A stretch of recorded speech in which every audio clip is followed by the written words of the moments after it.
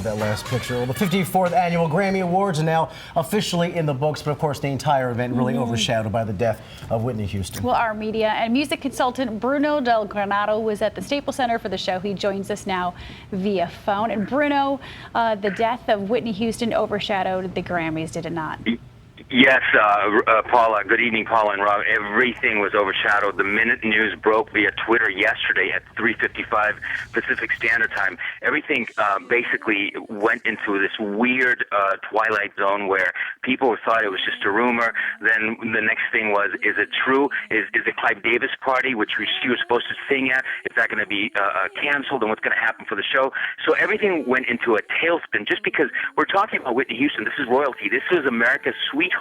From the minute she set foot on the stage in 1985, America's been in love with this girl. We've always rooted for her.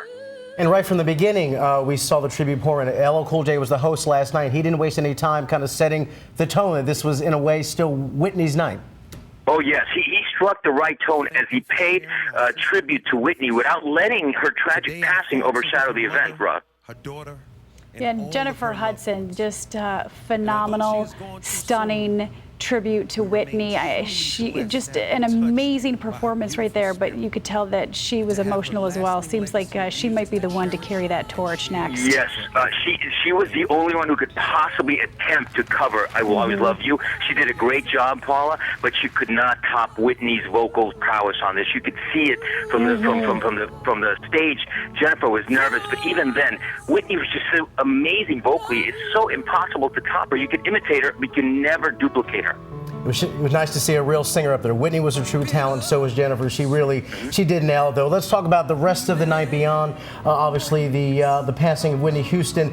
It was one woman's night. This was Adele's night, bottom line. Oh, my God, Rob. It was Adele's night for sure. She was nominated for 6 and won 6 out of 6, so clean sweep for her. This is a not-so-skinny Brit who Carl Lagerfeld a couple weeks ago said some nasty things about, with the Booming Boys, who just totally came up out of nowhere 3 years ago and now is sitting on top of the world. She is probably right now not only the best-selling artist in the world because her album has sold over 17 million CDs, but next week her album will probably spend the 20th week at #1, thus duplicating Whitney Houston's Bodyguard soundtrack, which is the last album to spend 20 weeks at #1. And such a boisterous, beautiful voice Adele has, and she was back on stage for the first time since her surgery. What did you think about that performance? Oh, Paula, the minute Adele sat on stage and started singing, you could hear a pin drop.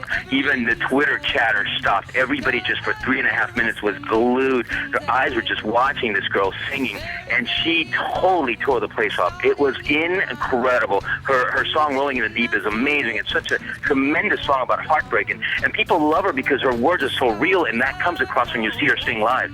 Oh, yeah, she got all the awards, all 6 she was nominated for last night. And as LL Cool J said at the beginning, Adele, welcome back, and what a welcome it was. What did you think of the rest of the performances last night? Some interesting ones. Well, I got to tell you, there were a lot of interesting new artists going in. Nicki Minaj, we were talking about Chris Brown coming back to perform after 3 years. We know what happened to him 3 years ago. But it was the old-timers who stole the show. Springsteen opened the show with We Take Care of Our Own, which is a new song from a new album. McCartney closed it with The End, which is a song from Band on the Run. Tony Bennett, Glenn Campbell, the Beach Boys, they totally upstaged the new generation of singers, and which leads me to think, where is the new Springsteen, the new McCartney, where's the new Tony Bennett? What's going to happen 10, 20 years from now? How do you describe the performance by Nicki Minaj? Maybe in one word? Weird. Yeah, that sums it up, my friend. Is there a point? Yeah, it was kind of crazy. And Bruno, let me take it back to Whitney. We're about 30 seconds left here. What do you think her legacy will be, and who is the next kind of Whitney in training to take that baton from her? Who do you think? Listen, tonight the only one we could think about was Adele and Jennifer Hudson. They're the only ones that could do it. But Whitney will be, her music will live for us for 50, 100 years from now. We'll still be listening to Whitney Houston, Rob.